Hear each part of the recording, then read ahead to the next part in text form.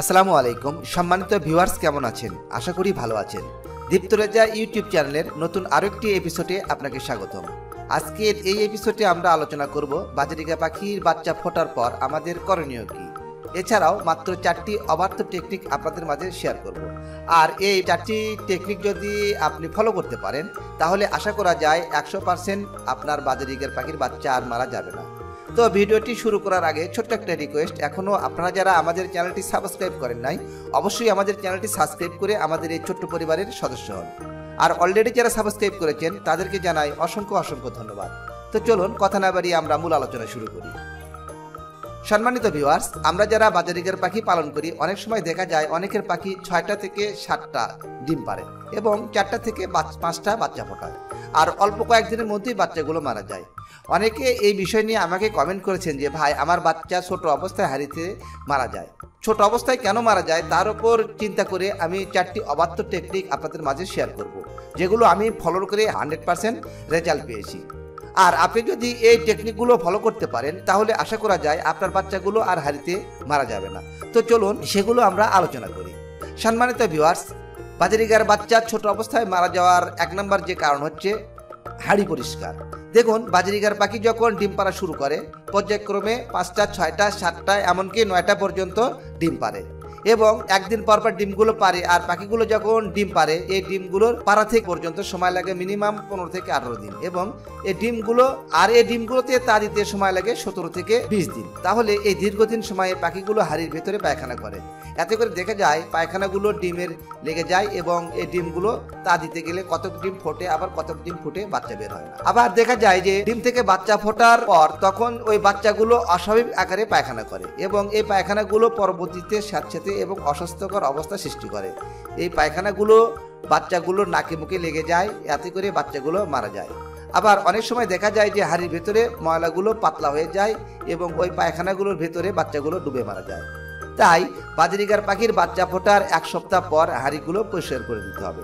এক্ষেত্রে একটি সতর্কতা অবলম্বন করতে হবে, সেটি হচ্ছে যখন বাচ্চাগুলো ফোটে তখন বাচ্চাগুলো খুবই ছোট থাকে। তাই আপনারা চেষ্টা করবেন যে হাড়ির ভেতর থেকে চামিচ কিংবা অন্য কিছু দিয়ে পায়খানাগুলো পরিষ্কার করে দিতে। নাম্বার 2, এক ফুট। সম্মানিত ভিউয়ার্স, অনেক শৌখিন পাখওয়াল আছেন, তারা যখন দেখে ডিম থেকে বাচ্চা ফুটে বের হয় তখন তারা আনন্দে আত্মহারা হয়ে যায় এবং ভাবে যে তাদেরকে কি খাবার দেব।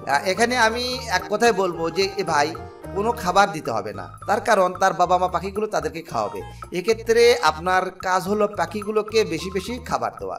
আর এই বাজরিকা পাখিগুলো ছোট, তাই 7টা থেকে 8টা পর্যন্ত ডিম পারে। এই জন্য তারা যখন ডিম পারে এবং যখন বাচ্চা ফোটে সে সময় তাদেরকে ভালো মানের সিড মিক্স এবং এগ ফুড দিতে হয়। যখন পাখি ডিমে তা দেবে সে সময় সপ্তাহে 1 থেকে 2 দিন এবং ডিম থেকে যখন বাচ্চা ফোটার পর সপ্তাহে 3 থেকে 4 দিন অবশ্যই এগ ফুড ও শাকসবজি খেতে দেবেন। এ বিষয়ে আরেকটি সতর্কতা অবলম্বন অবশ্যই আপনাকে করতে হবে, সেটা হলো বাচ্চার বয়স 1 সপ্তাহ অর্থাৎ 7 দিন না হওয়া পর্যন্ত কোনো প্রকার এগ ফুড ও শাকসবজি খেতে দেবেন না। অনেকে বলেন যে বাচ্চা ফোটার প্রথম দিন থেকে এগ ফুড দিতে। দেখুন, এ সময় যদি আপনারা এগ ফুড খেতে দেন তাহলে দেখা যায় যে ছোট বাচ্চাগুলো সেই এগ ফুডগুলো খেয়ে হজম করতে পারে না, এতে বদহজম হয়ে পেট খারাপ হয় এবং বাচ্চাগুলো মারা যায়। তাই চেষ্টা করবেন প্রথম দিন থেকে না দিয়ে বাচ্চাগুলোর বয়স যখন 7 দিন হবে তখন এগ ফুড এবং শাকসবজিগুলো সপ্তাহে 3 থেকে 4 দিন দেবেন। আবার খেয়াল রাখবেন আপনার দেওয়া এগ ফুডগুলো যাতে খাঁচায় 3 থেকে 4 ঘন্টার বেশি না থাকে।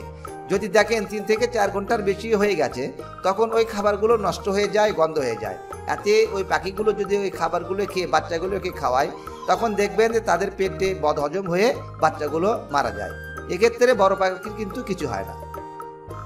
তাই চেষ্টা করবেন যে খাবারগুলো দেওয়ার অবশ্যই 3 থেকে 4 ঘন্টা পর খাঁচা থেকে বের করে ফেলবেন। নাম্বার 3, পরিষ্কার পরিচ্ছন্নতা। যেহেতু বাজরিকার পাখি ডিম পাড়া থেকে শুরু করে ডিম থেকে বাচ্চা ফোটা পর্যন্ত এদের সময় অনেক ধকল যায়, তাই চেষ্টা করবেন যে প্রতিদিন পাখিকে ভালো মানের সিড মিক্স এবং এগ ফুড বেশি বেশি শাকসবজি ও পরিষ্কার পানি দিতে। যেহেতু আপনি এগ ফুড পাখিকে খেতে দিচ্ছেন তাই খাবারগুলো পাখি খায় এবং ট্রেতে ফেলে, তাই আপনি নিয়মিত পরিষ্কার না করলে তাহলে দেখবেন যে ওই খাবারগুলোতে যে ডিম থাকে সেখানে কিন্তু পিঁপড়া এবং অনেক পোকামাকড় খাবারগুলো খেতে আসে। তো খেয়াল রাখবেন যাতে পিঁপড়া যেন না আসে। আর যদি পিঁপড়া আপনার বাচ্চাকে আক্রমণ করে তাহলে সেক্ষেত্রে কিন্তু বাচ্চা বাঁচানো কঠিন হয়ে যায়। তাই আপনি চেষ্টা করবেন যেন আপনার পাখির খাঁচাতে অপরিষ্কার বা খাবারগুলো পড়ে না থাকে, আর যদি থাকে তা নিয়মিত পরিষ্কার করে দেবেন। নাম্বার 4, ভিটামিন ও অন্যান্য সাপ্লিমেন্ট। সম্মানিত ভিউয়ার্স, বাজরিকার পাখি যখন বাচ্চা ফুটে, বাচ্চার বয়স যখন 7 থেকে 10 দিন হবে, এ সময় অবশ্যই আপনার পাখিকে কিছু মাল্টিভিটামিন এবং কিছু সাপ্লিমেন্ট দিতে হবে। এক্ষেত্রে আমি বলবো আপনারা মাল্টিভিটামিন হিসেবে বি কমভেট এবং থায়োভিন এবং জিসভেট এই 3টি ওষুধ অবশ্যই পাখিকে দেবেন। তার কারণ ভিটামিন বি কমভেট মাল্টিভিটামিন হিসেবে কাজ করবে এবং এই ভিটামিনটা খাওয়ানোর ফলে পাখির বাচ্চার গ্রোথ ভালো হবে। আর এই মাল্টিভিটামিনটা প্রতি লিটার পানিতে 1 মিলি করে ভালোভাবে মিশিয়ে পাখিকে খেতে দেবেন। অনেক সময় দেখা যায় অনেকের বাজরিকার বাচ্চা ফোটার পর বাচ্চাগুলো পা বাঁকা হয়ে যায়। এজন্য আপনার বাজরিকার পাখির বাচ্চা ফোটার পর থায়োভিন এই ওষুধটা প্রতি লিটার পানিতে 1 গ্রাম হারে মিশিয়ে পাখিকে খেতে দেবেন। এছাড়াও দেখা যায় বাজরিকার পাখির বাচ্চার ফোটার পর অনেকের বাচ্চার পালক গজায় না, এজন্য জিসভেট এই ওষুধটা প্রতি লিটার পানিতে 1 মিলি হারে ভালোভাবে মিশিয়ে পাখিকে খেতে দেবেন। তাহলে দেখবেন বাচ্চাগুলোর পালক তাড়াতাড়ি গজাবে এবং পালকের রং চিকচিক করবে। সম্মানিত ভিউয়ার্স, এই ওষুধগুলো 5 দিন খাওয়াবেন। আর অবশ্যই ওষুধ মিশ্রিত পানি আপনি 3 ঘন্টা পর খাতা থেকে বের করে ফেলবেন। সম্মানিত ভিউয়ার্স, এতক্ষণ আমরা আলোচনা করলাম যে বাজরিকার পাখির বাচ্চা ফোটার পর আমাদের যে 4টি টেকনিক অবলম্বন করতে হবে। আর যদি এই 4টি টেকনিক আপনারা অবলম্বন করতে পারেন তাহলে বাচ্চাগুলো 100% মারা যাওয়ার হাত থেকে রক্ষা করতে পারবেন বা বাঁচাতে পারবেন। তাছাড়াও আমাদের চ্যানেলে প্রতিদিন পাখি পালনের উপরে ভিডিও আপলোড করা হয়। আজকের ভিডিও এই পর্যন্তই। তো ভিডিওটি যদি আপনার উপকারী মনে হয় তাহলে অবশ্যই চ্যানেলটিকে সাবস্ক্রাইব করবেন, শেয়ার করবেন, লাইক করবেন। আর কোনো কিছু বিষয়ে যদি আপনাদের বুঝতে অসুবিধা হয় অবশ্যই কমেন্ট করে জানাবেন, আমি চেষ্টা করব আপনাদের প্রশ্নের উত্তর দেওয়ার জন্য। আজকের ভিডিও এই পর্যন্তই। কথা হবে পরবর্তী অন্য কোনো নতুন এক এপিসোডে। সে পর্যন্ত সবার সুস্বাস্থ্য ও দীর্ঘায়ু কামনা করে আজকের মতো এখানে শেষ করছি। সবাই ভালো থাকবেন। আল্লাহ হাফেজ।